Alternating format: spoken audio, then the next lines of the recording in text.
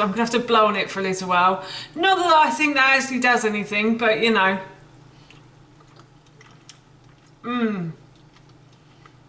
Oh, the beef literally melts in your mouth. And the sauce is delicious as well. Hi everyone, and welcome back to Googie's Kitchen. And if you are new here, then hello and welcome. My name's Alexis, and in today's video I want to share with you how to make my delicious chocolate beef stew. As I just mentioned, today I want to share with you how to make a really yummy chocolate beef stew. So this recipe is really easy. It is slightly time consuming, so it's a great one to make on the weekend. If you have a few jobs to do or you need to get stuff done, but you still want a really nice meal in the evening, then this is a great one, because you just cook it off and then you just put it in the oven and you can forget about it and go and do what you need to and come back and you will have a really delicious meal.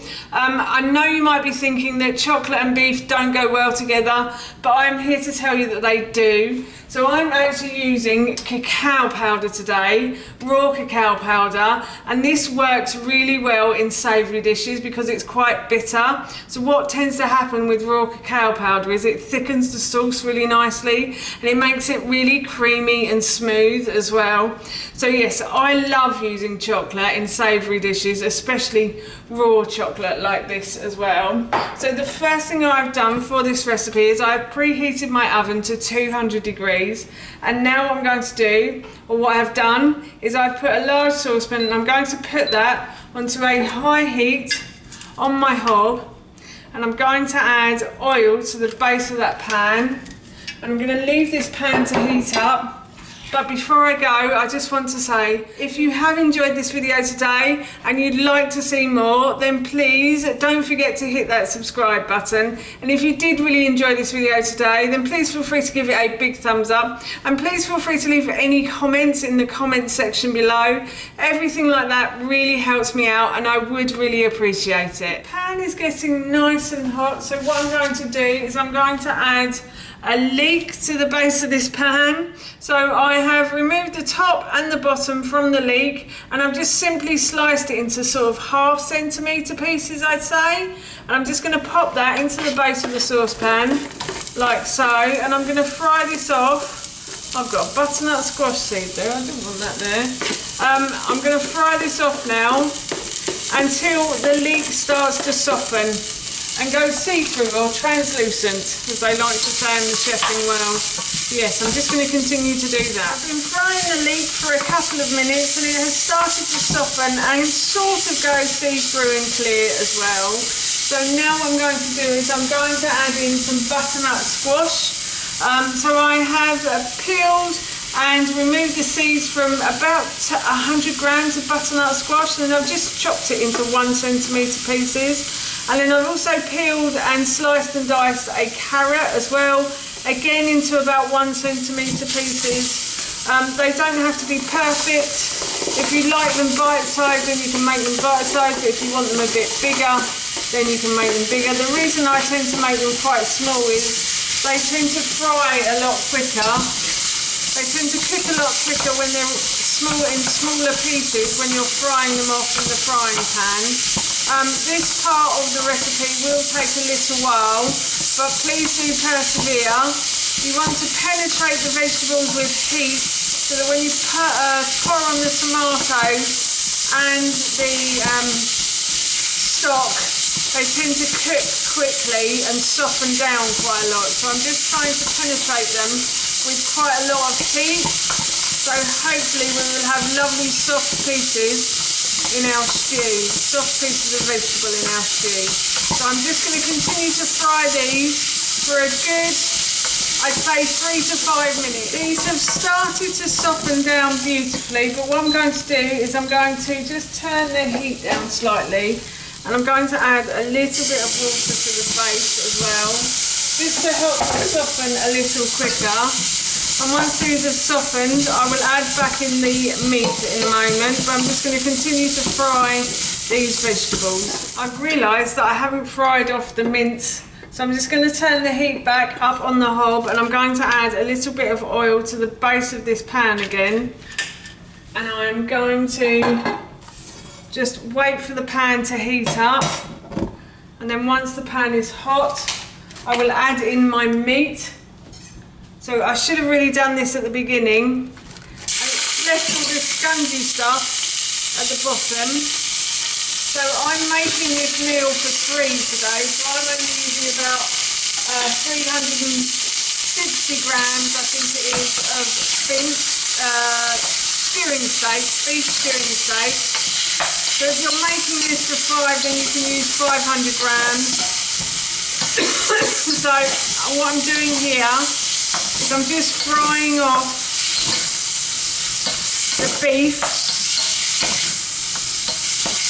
until it goes a lovely golden brown colour, and then I will add the vegetables on top of this. The bottom of the pan is becoming a bit sticky with the beef here, but that's what you want. You want the beef to sort of stick and make the bottom of the pan a bit scungy, because that bit is the tasty bit of the meal. I promise you, it's really tasty. So I'm just going to continue to fry this beef until it goes a lovely sort of golden brown colour. So the beef has started to cook, and it has started to brown a little bit on the edges, which is what I wanted. That's the sort of golden brown colour that I want. So now what I'm going to do is I'm going to add in the vegetables that I fried off earlier. So this should have been the other way round, and I should have been adding the meat to the vegetable pot, but unfortunately that didn't happen. So if you want to do it the correct way, then you can. So I'm just going to fry this now. I'm just going to fry this round in the pot like so.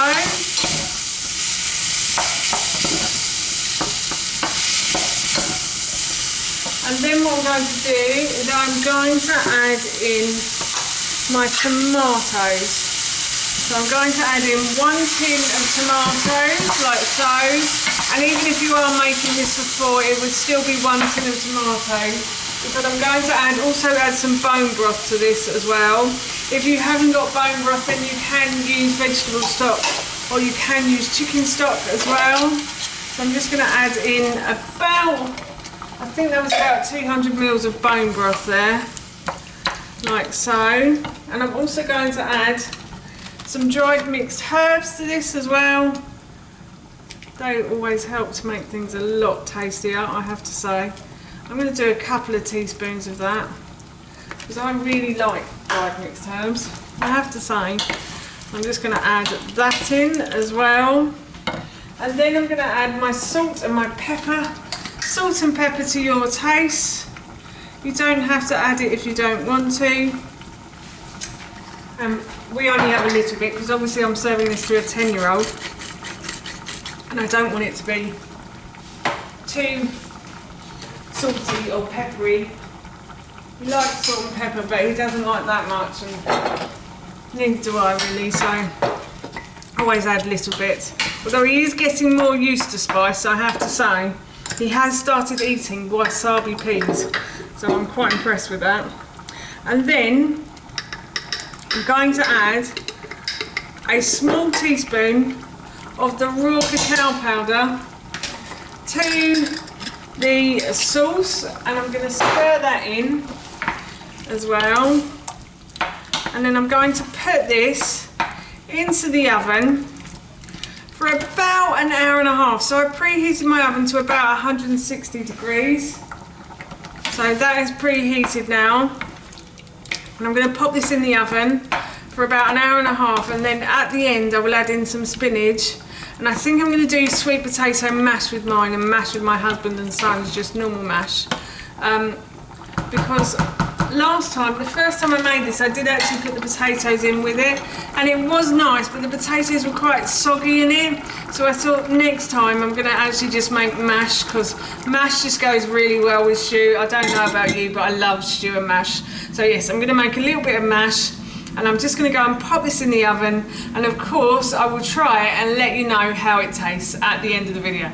The beef stew has been in the oven for about an hour and a half, and as you can see it's cooked beautifully, but I am just going to add a little bit of bone broth to the stew. The pan is very hot, so that's why I'm trying to be very careful. And I'm going to pop this back into the oven for another 10 minutes or so. But I think that is done. But I just want to add a little bit more bone broth to that. I think when you make this, you probably should add about 500 ml of bone broth to the pot, and then hopefully that will make the perfect stew. But as I said, I'm just going to pop that back into the oven for about 10 to 15 minutes or so, and then I will serve it with some mashed potato, and that will be our dinner done, with the lid on as well. I removed the stew from the oven again, and I've just added in some spinach and I've let it wilt down. The sauce looks really thick and creamy, and I'm looking forward to trying this in a moment to let you know how it tastes. As promised, I'm just going to let you know how it tastes. Just going to take a piece of the beef. Oh, that's really tender. That's been cooking in the oven for quite a while, I have to say. So it should be really tender, and I'm just going to take a little bit of the sauce as well. I know what sweet potato mash tastes like. I think this is still warm, so I'm going to have to blow on it for a little while. Not that I think that actually does anything, but you know.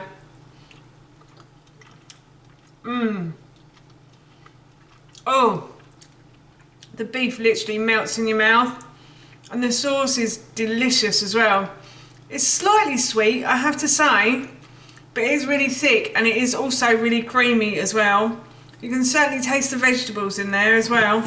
So yes, I'm looking forward to having this for my dinner this evening. That's how you make my yummy chocolate beef stew, and that recipe I will link in the description box below for you. As I mentioned earlier, we're going to be having this for our dinner this evening, and it smells and tastes so good, I can't wait. So for now, that's it from me. Thank you so much for watching. Please feel free to give me a big thumbs up if you enjoyed this video, and please feel free to leave any comments below. And please don't forget to hit that subscribe button. See you all soon. Bye.